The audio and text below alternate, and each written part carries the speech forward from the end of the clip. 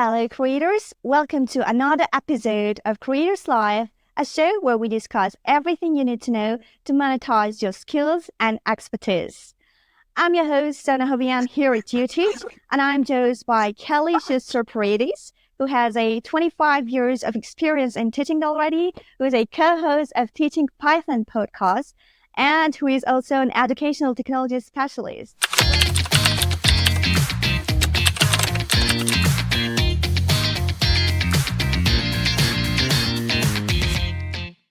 So my first question is, I was curious to know if you like to follow these new trends in education and incorporate educational technologies in not only your classrooms, but also online courses, because there are many new different methods. There is gamification, there is microlearning, there is adaptive learning, there is everything. So what do your modules, do your courses mainly comprises?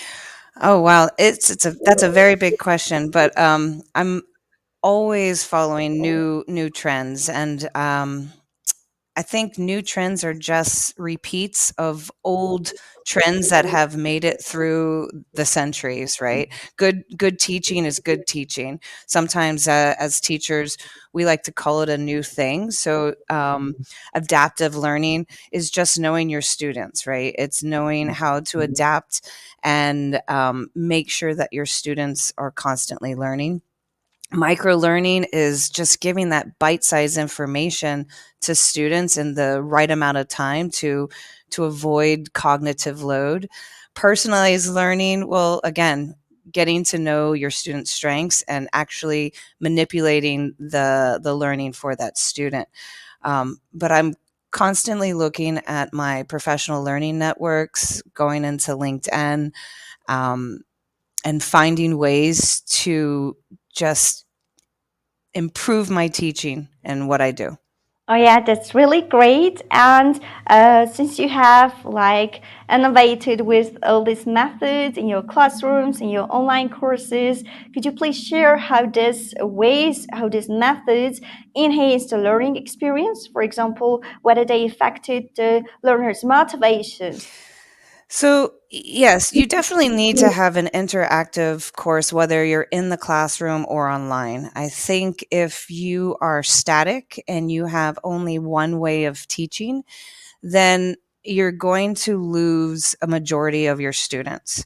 Um, I typically blend a lot of things in my classroom. For example, I teach computer science, and I often use a variety of engaging videos that are short, nothing longer than maybe 3 to 5 minutes, or I will use some sort of quiz or game to spark the short-term memory and make it go into the long-term memory. I love to use this sort of gamification where I've used some sort of platforms that allow the students um, this desirable difficulty in order to challenge them at the right level. And definitely, I like to chunk a lot of my topics.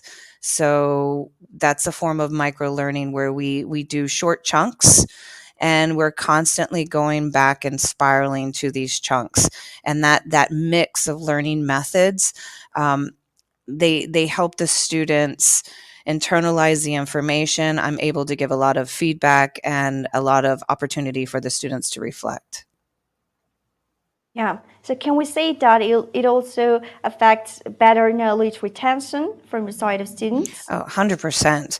I think when you give a student multiple opportunities to explore a certain topic, um, to reintroduce a topic, you're actually increasing that movement from the short-term memory back into the long-term memory, because you're increasing that myelin that is wrapping around, the neurons that go from the short term to the long term.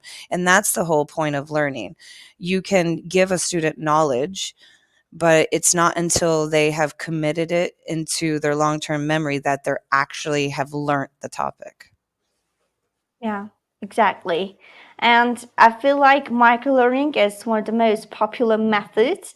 However, I also heard misconceptions about microlearning, that it is like fragmented learning, it provides only one piece of the puzzle, etc., and etc.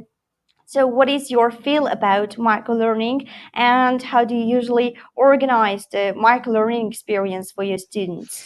So, I mean, I'm not sure exactly on the fragmented learning part. For me, that does not make sense, right?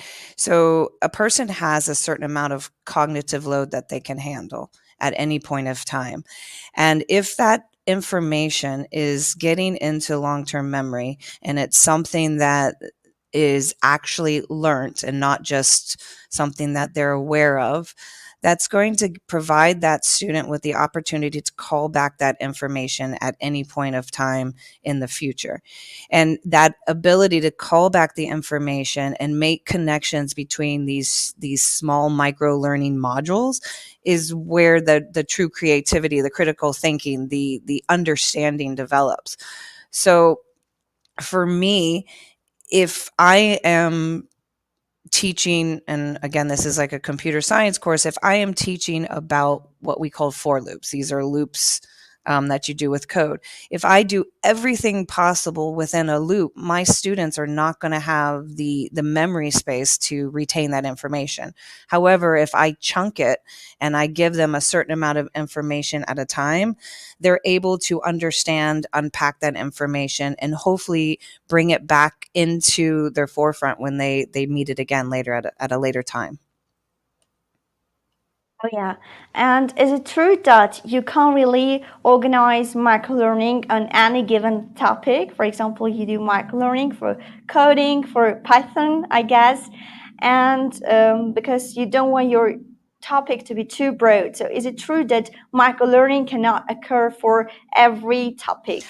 I really think that microlearning can happen with anything, and this includes little side projects. For example, we highly recommend a lot. We talk about this a lot on our podcast about switching topics. So, for example, if I'm learning something extremely intense in Python and I'm trying to, for example, understand machine learning, I might take a break from my studies and look at a different topic. I might go look at oil painting, or I might try to figure out some sort of sewing or knitting, something that's going to switch my brain around.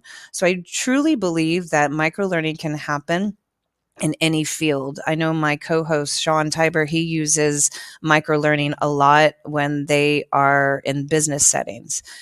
That opportunity to just really dig into something some topic that's pertinent at the time is applicable everywhere. Oh, yeah. And speaking about choosing a topic, for example, Python is like a huge topic to cover. How do you go about choosing a specific topic that could potentially interest your students? How to choose a topic that is not too narrow, that is not too broad, and can be really covered in a couple of micro learning courses? I like to chunk it in probably about 4-week units, right? That's probably the maximum amount of time.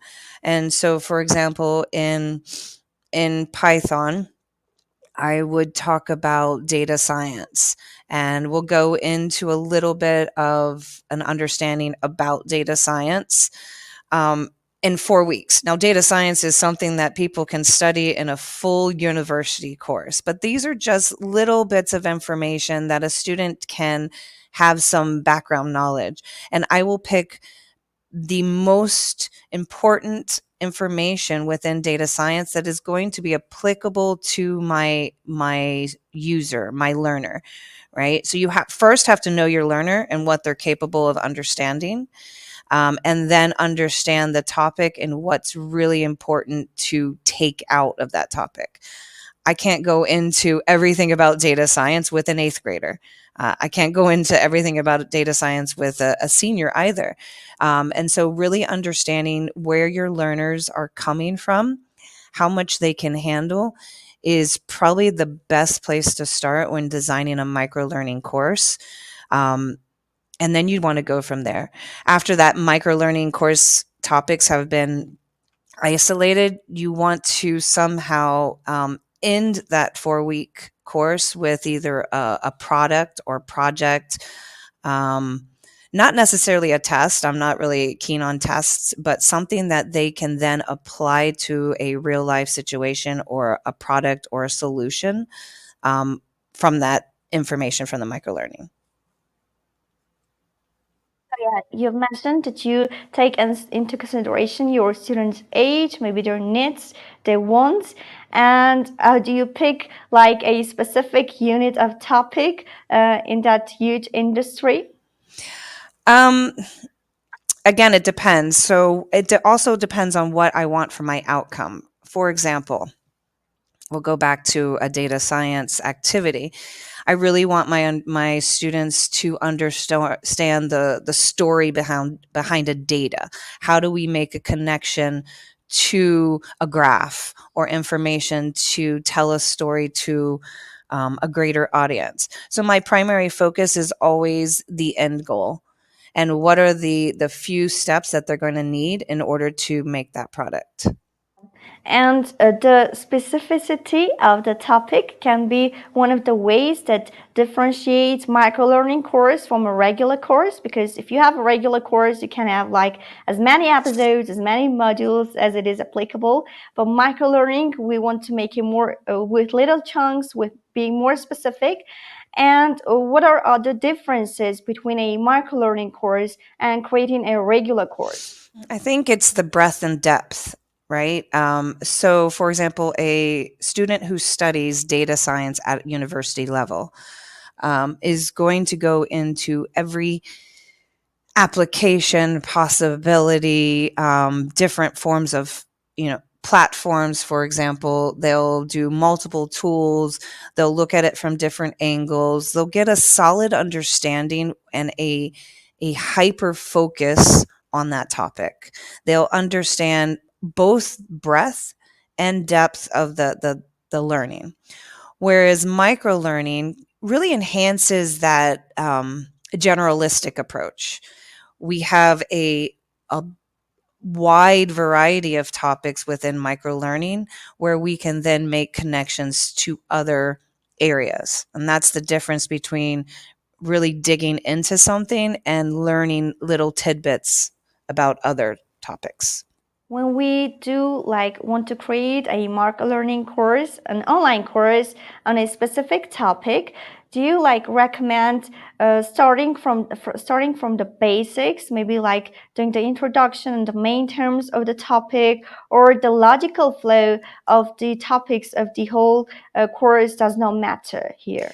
I think it depends on the educator. For example, for me, when I introduce a micro course inside of my bigger course, I like it to be seen as something that is useful. I want students to understand what is the point of this micro course? How does it affect that student, that learner? Why is it important to them? One of the big things, for example, going back to the data science activity, is understanding a little bit of the algorithms and the data that's collected on a learner. That's important to a student. So understanding how those algorithms are taking their data is something that they make a connection to, and we can then use that focus through the micro learning course. But other people may just want to give it a brief understanding. For example, one of the hot topics right now for educators is AI literacy skills, and and we may just jump right into how to use ChatGPT or how to use generative AI, where that might just be a nice little micro learning course for educators. And a little bit about like the main benefits that the students can get from a microlearning course as comparing it to a regular course. How do you feel like that microlearning affects their way of learning? How does it prove beneficial not only for the learners but also for the course instructor? I don't know. I think microlearning is really fun. I think you keep the momentum in learning. Um, I think for me, I would rather take a Coursera or EdTech course that I know I can finish in 2 to 4 weeks than something that's going to take me 9 weeks and I have to do a dedicated time of, 5 hours a week just to complete this course. I'm more likely to finish a short term course in that micro learning, just because I'm excited and I can see an endpoint that's close by. It's something that's not dragged out over time. I know when I took my boot camp course, which was a 6 month course, by month 3, I was dreading having to go into the class and doing another project and seeing the same people. But I can whip through a whole bunch of edX courses or Coursera courses because I get done in 2 weeks. I get my certification or my completion, and it's something that's more rewarding for me. That's all about the benefits, and maybe there are some also limitations or drawbacks for organizing microlearning that come to your mind. 100%. I mean, I'm not an expert in data science. I've taken a 6 months boot camp. I haven't taken a university course in data science. So when we talk about what your goals are, um, I'm not going to go work for Spotify and be able to analyze all the company's data science. However, I am going to have a strong understanding of the components of a topic from these micro learning. I think microlearning is best, especially when you are in a professional environment. Microlearning is best for that just in time learning. We call it JIT, right? I need to understand this and I need to understand it now in order to help me solve a product. That's when microlearning is really successful. But microlearning to become an expert in one sort of field is not necessarily a good direction. Yeah, and this can really be considered a limitation. And coming to the main format of organizing a microlearning course, I feel like videos are probably the most used ones. But I'm sure you can also incorporate like quizzes to little games, or why not infographics, or even a podcast that just we're doing now. Is that right? I, yeah, I think so. I think any type of variety. I've seen some really great courses where even you can incorporate a nice little drag and drop with photos, or you have to click on a photo in order to read a pop up.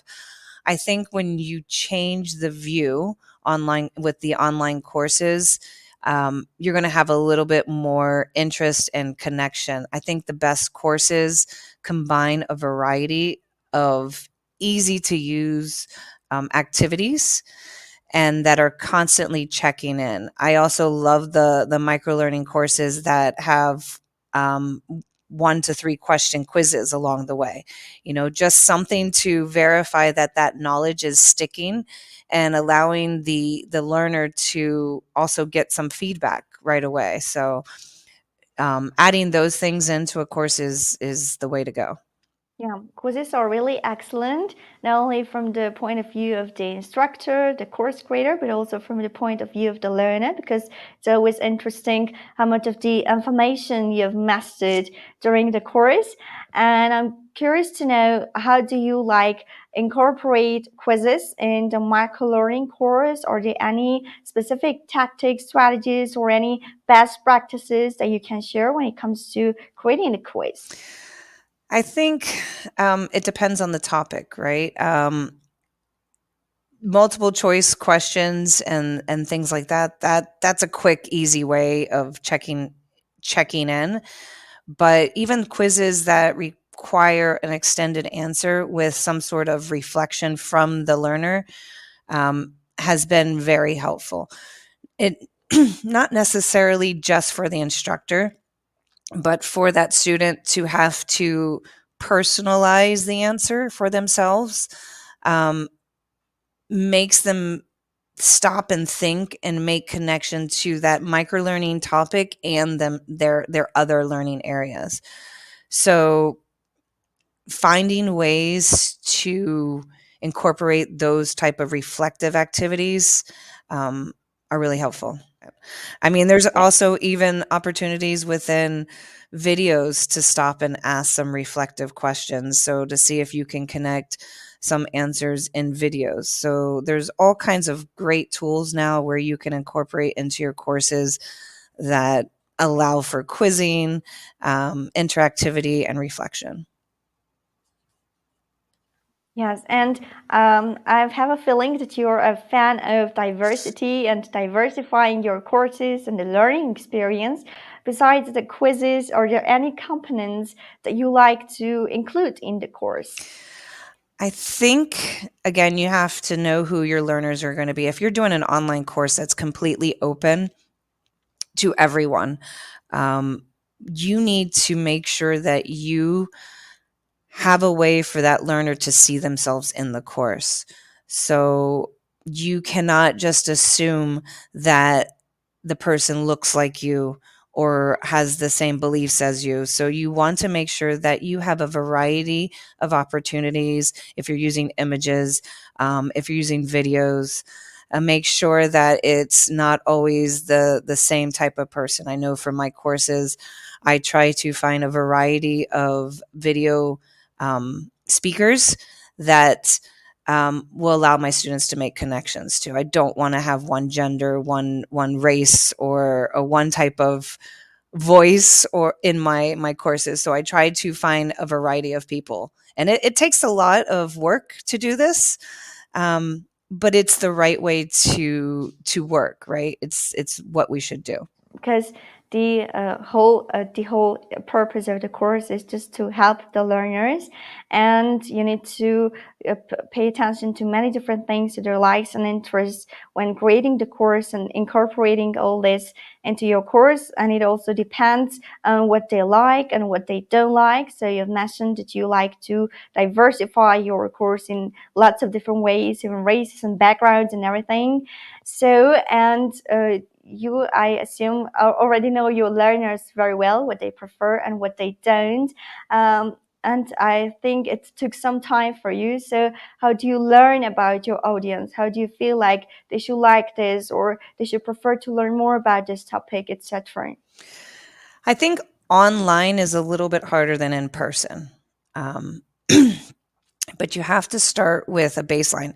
If your course is already generated and it's generated to a public audience, you just have to assume first of every personality, every possibility. So your course is going to be a little bit more open ended. Now, if you're in a classroom and you have the ability to um, change direction, it's a little bit easier. You get to know that learner as you go, and something that may have worked last year or last month even may not work for your new learners. So it's a little bit difficult to do online.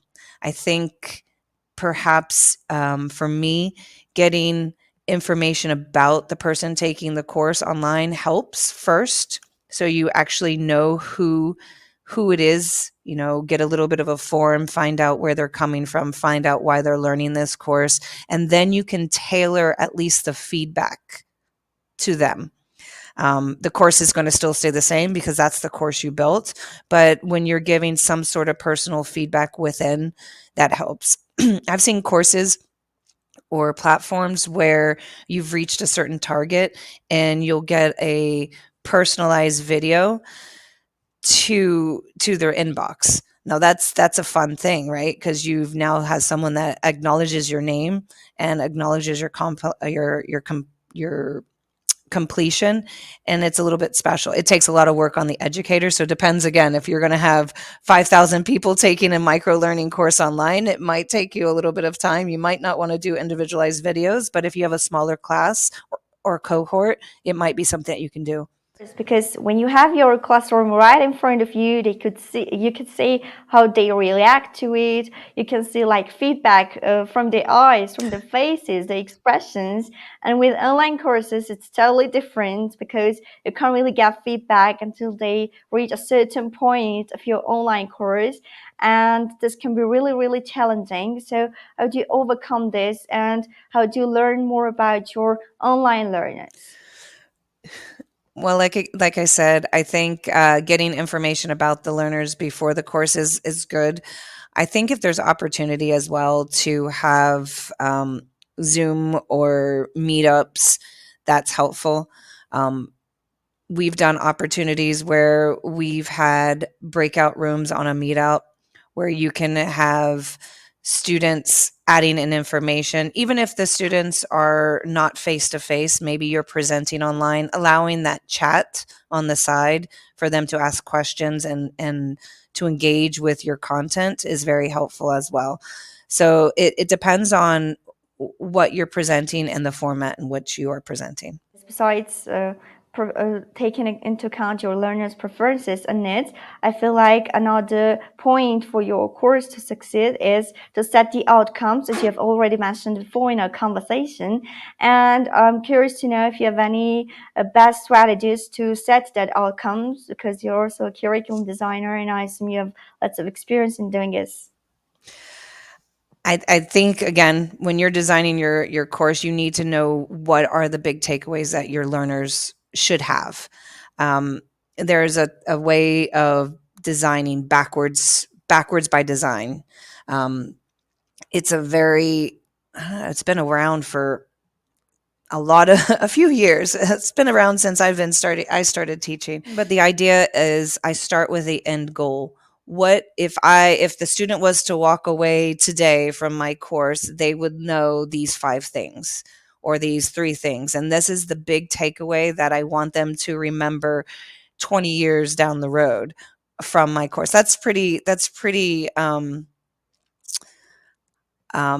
hopeful, right? 20 years down the road, my students are going to learn that algorithms are being used against me every single day. That's a huge takeaway. So I'm going to start with those huge takeaways. I'm going to back it up. And how do I get from the end goal at the beginning of the course? So knowing where you want to go is the best way, and designing your course from that end back to the beginning.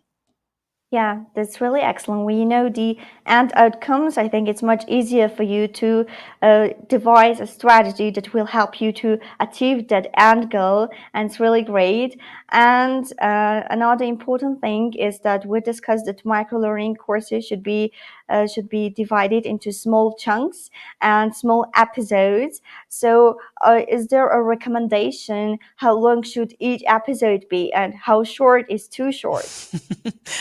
Again, dependent on your length of your course. Okay. So if you have a 4-week course, there's not really a lot of opportunity to split it up. I think every 3 lessons have a check in. A major check in, maybe a 5 question or a little project. And after every single lesson, have a exit strategy. We discussed microlearning is one of the most popular strategies in online courses today and recently. And another popular strategy that I've seen really come to the foreground is using artificial intelligence in online courses. So, how do you use artificial intelligence, maybe tools, or incorporate it in your lessons, as it is connected to the topic, also your main topic? Yeah, it's been a very interesting year with artificial intelligence coming into play. For me, um, it depends on where my learner is, right? So the learner who has zero information about the topic probably will not prove to do well using AI. So I might try to avoid areas that would give them just basic information from an AI. But I really love the tool Perplexity, which is a research tool. And I find that having these tools when learning about a topic are quite beneficial because we can find um, resources that align with the topic really quick. I can go in and I say, I need 10 videos on machine learning that are applicable to a student of the age 16, and Perplexity is going to provide me with as many tools and videos that it can find. So the use of artificial intelligence when creating courses has been awesome. And on the flip side, using creating courses that students cannot just use artificial intelligence to answer has been really difficult. But again, it depends on your learner. So most of learners who come in and look on for an online course aren't going to go on an online course just to cheat. They want to actually learn. Um, so again, depends on where you are at with your learners and artificial intelligence. Yeah. Using all these tools really can help you and make your working process more efficient. So it can also be regarded from a positive side, from a positive angle. And you've mentioned one tool that helps you during your research, during researching videos that you'll need for your course. So are there any other tools that you use? For example, I know there is an outline generator or maybe something to generate content. Yeah, I honestly believe a lot of those wrapper tools um, are good, but if you can use good prompting, Gemini, Anthropic, Claude, ChatGPT, Omni are really just as easy to use. I use a lot of the time to generate a whole bunch of quizzes. I will generate a prompt in ChatGPT O and say, give me some options for some questions or possible short answer questions for my students that are learning about algorithms and big data.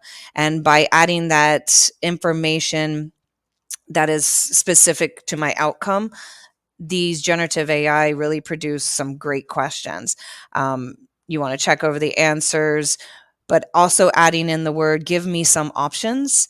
You're not just getting one question from ChatGPT. And it really has developed a lot of efficiency for teachers that can use the tools well. I can build up a whole bunch of examples for kids within seconds. I can even use it to generate fun code that the kids can dissect and apply to their own activities. So I highly recommend just going straight to the source and finding a generative AI tool that works for you and really practice honing in on your prompts and your outcomes. For you to have a great outcome, you also need a great prompt because you can't just ask a general question and expect something specific and a great outcome.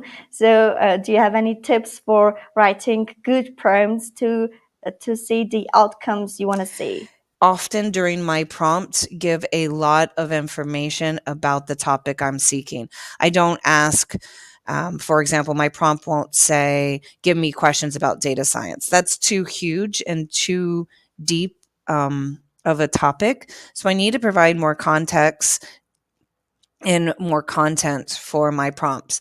So, for example, I will define the word that I am using this definition and considering the age of my learner. Can you give me some options for questions that my learners can complete based on X, Y, and Z? So I will be very specific in my prompting. I know what my outcome is because I have those objectives in mind when I'm developing a course. So I'm not going to just hope and pray that generative AI will give me what I want without explaining. So the more that you can provide an AI, the better outcome you're going to get from the AI. And also, after you get the outcome, I've seen people just copying and pasting what you've got from there without first doing fact checking and everything. So, what should one consider here when you get the outcome? How to use the outcome the right way? Correct. And hopefully if you're teaching about a topic, you actually know the topic.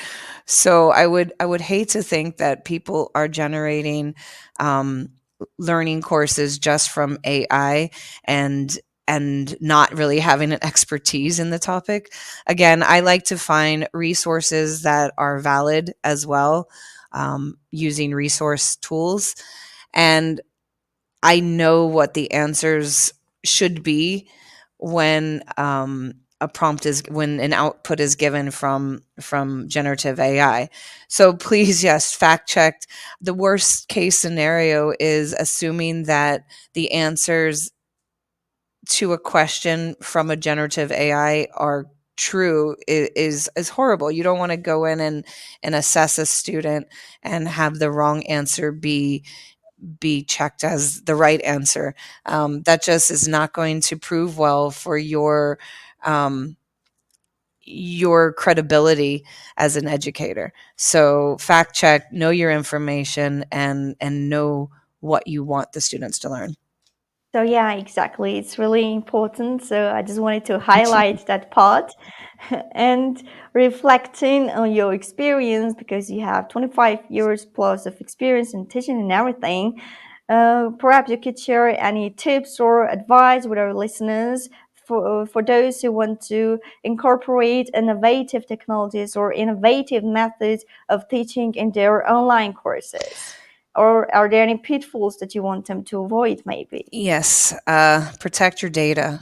Um, Protect your students, protect your learner, protect the information that they are entrusting in you. Um, whether you're an in online course or an in-person course, you really want to have your learners trust you. So when you are using products or tools that are AI or online, make sure you know that product and that you can stand behind it and use it without putting you or your learners at risk.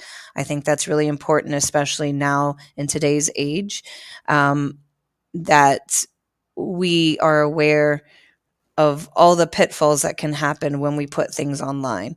So that's a huge, huge plea for educators out there. I also want to say that I think the pitfalls is providing, again, going back into not true data. So make sure what you are teaching, it has been backed up and that you're staying current to that topic, that you are researching, you know that this topic and the outcomes still exist today, and that you can find, I don't know, 3 or 4 other resources, valid resources that back up what you're saying. It's not a good idea to teach something that is not necessarily current or valid in today's world. Absolutely, because you want to make sure that whatever you teach is relevant to your students, whatever you teach is what your students prefer and how your students prefer to learn. Because perhaps you want to incorporate AI in your courses, but none of your students is really interested in getting any AI experience. So, however trendy something might be, it's really good idea to research on what your audience really wants. So that's an excellent piece of advice, Kelly. Thank you so much. That's it on today on Creators Live. Thank you everyone for listening. If you have any questions, you can let them in the comments and our team will answer them as always. And make sure you're subscribed to our channel so you do not miss any further episodes. And we'll see you in the next episode of Creators Live.